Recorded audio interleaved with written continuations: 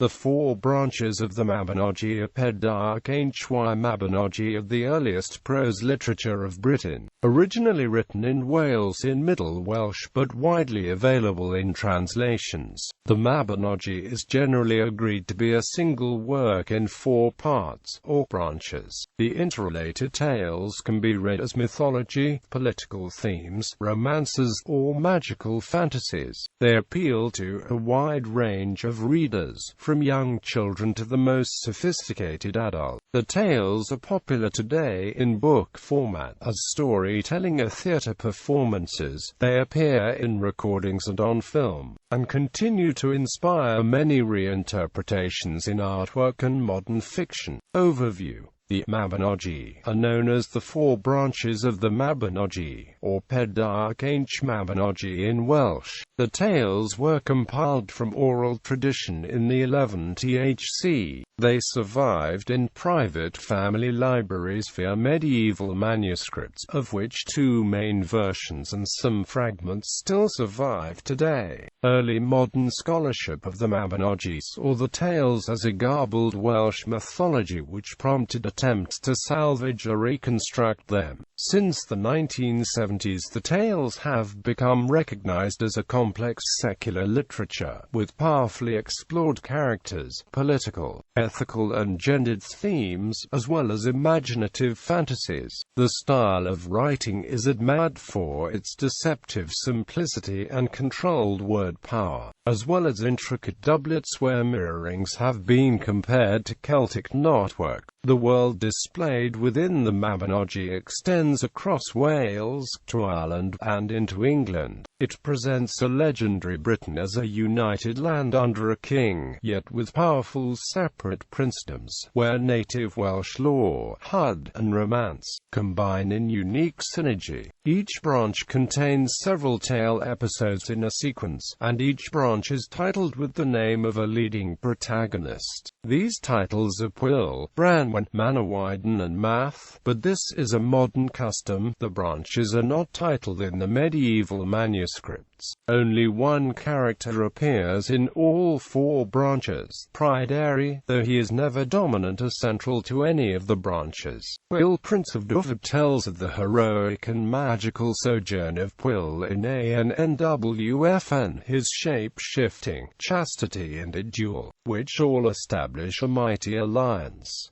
The formidable Rhiannon courts him, and he helps her win her freedom to marry him. The strange abduction at birth of the baby son follows, with his rescue, fostering and restoration by the good Lord Tennon of Gwent. The child is named Pedair. Branwen, daughter of Llyr, follows Branwen's marriage to the King of Ireland, who abuses her due to insult by her half-brother Efnisien. A tragically genocidal war develops, fomented by Efnisien, in which a cauldron which resurrects the dead figures, and the giant King Bran's head survives his death in an enchanted diddle. Pedair is merely named as a war survivor, and Branwen dies heartbroken. Manawydan, son of Llyr, brother of Branwen, heir to the throne of Britain, becomes Pedair's good friend during the war. Pedair arranges his friend's marriage to Rhiannon. The land of Dyfed is devastated.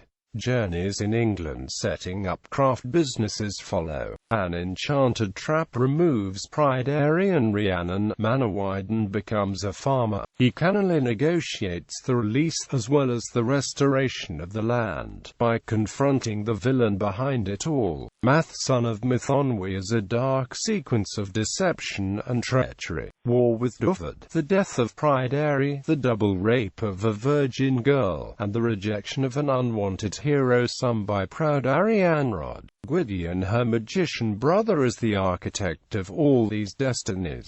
He adds an artificially incubated pregnancy, and a synthetic woman. She, Blodeuwedd, creates a treacherous love triangle, murder in a peculiar manner. Gwydion makes a shamanic journey of redemption. The branches. First branch. Pwyll, Prince of Dyfed. Pwyll Penderfeg Dyfed. Pwyll, the Prince of Dyfed, hunting his own land, meets the shining coon Annwfn, the hounds of Annwfn, and takes another man's kill, a stag, for himself. Arawn, the king of Annwfn, is greatly offended. To compensate, Pwyll visits Annwfn to vanquish Arawn's adversary for him, and chastely shares the queen's bed for a year. None knows of it, for he is shape-shifted as Arawn himself. He defeats Arawn's enemy Hafgan, to be duly hailed for the important alliance which results between his land of Dyfed and Annwfn. Next, Pwyll encounters Rhiannon, a beautiful and powerful maiden on a shining magical horse.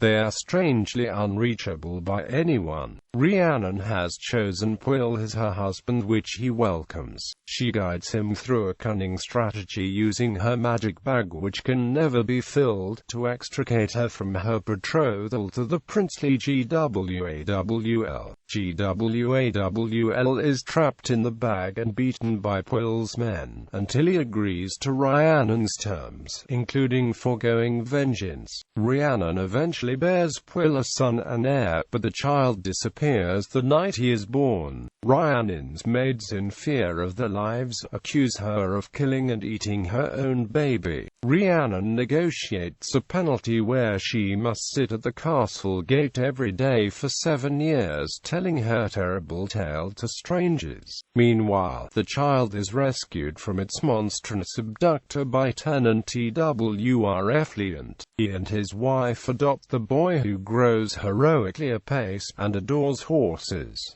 They called him Gwi Golden Hair. Tenant sees the boy's resemblance to Pwyll, so he restores the boy to Dyfed for a happy ending. Rhiannon is vindicated, as is Pwyll's loyalty to her. The son is renamed Pedair, as is custom from his mother's first words to him. Pedair puns on anxiety and labor. In due course, Pedair inherits the rule of Dyfed. Second branch. Branwen, daughter of Lyr. In the second branch, Branwen, sister of Pedair King of Britain, is requested by and given in marriage to Matholch, King of Ireland. Branwen's half-brother Efnisien, angered that no one consulted him, insults Matholch by mutilating all his valuable horses so horribly they become useless. Pedair gives Matholch compensation in the form of new horses and treasure, then added a magical cauldron which can restore the dead to life, although the revived persons will always remain unable to speak. Curiously, the legend of this cauldron, when the two kings compare its lore, is that it came from Ireland. In Ireland, Matholch and Branwen have a son, Gwen. The Irish nobles continue to be hostile because of what Efnisien did. Matholch allows them to sway him, and casts Branwen away to scavenge in the kitchens, struck on the face every day by a low-caste butcher. Branwen trains a starling to take a message to Pedair across the Irish Sea. He musters his host and crosses the sea to war on Matholch. Pedair is so huge he wades across with his ships beside him. Branwen persuades the Irish to sue for peace by building a colossal building to house Pedair, which he has never had before. But some of the Irish hide 100 warriors in it, hanging in bags on its pillars. Efnisien shrewdly suspects treachery and disbelieves the Irish story these are bags of flour. He crushes the skull of each hidden warrior, singing as he does it. Later, at the feast, Efnisien deliberately seeks to create discord. He throws his infant nephew Gwen on the fire and kills him. Fighting breaks out and the Irish use the cauldron to revive the dead. Efnisien hides among the corpses to get in the cauldron, stretches and cracks it, dying as he does so. The war had become a genocide. 5 pregnant women survived to repopulate Ireland.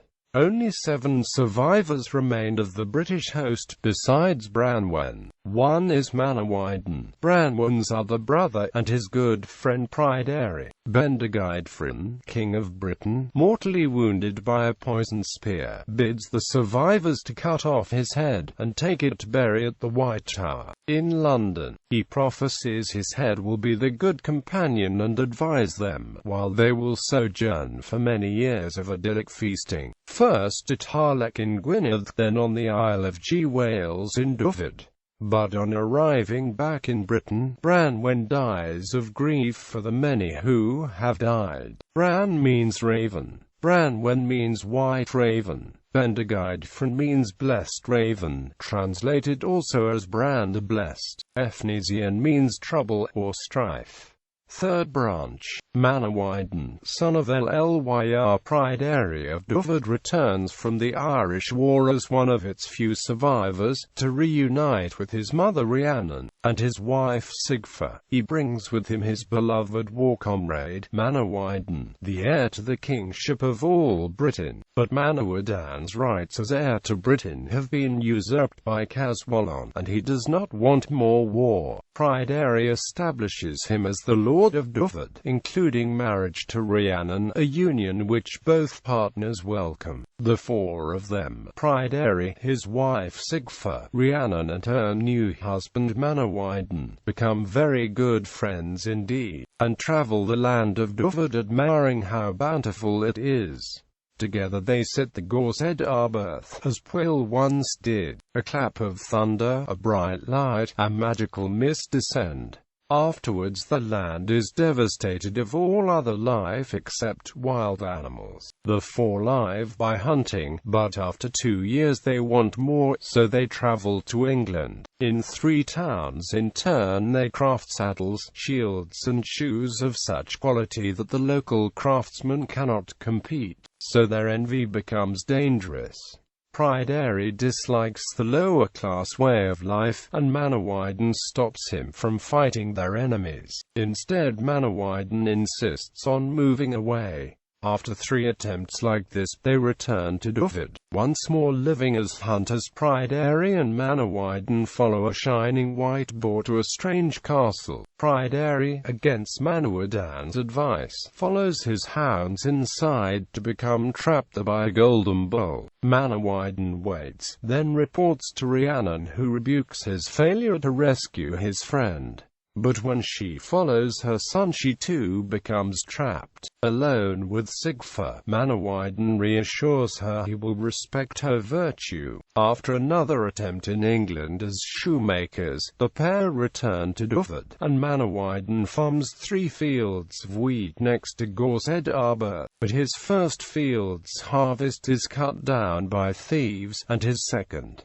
He sits vigil at night, and sees a horde of mice eating the ripe corn. He catches a slow, fat one. Against Sigfa's protest he sets up a miniature gibbet to hang it as a thief. A scholar, a priest and a bishop in turn offer him money if he will spare the mouse, which he refuses. When asked what he wants for the mouse's life, he first demands an explanation. The bishop tells him he is Clwyd, friend of the wronged Gwawl, the mouse's Lelwade's shape-shifted wife, and the devastation of Dyfed is to avenge Gwawl.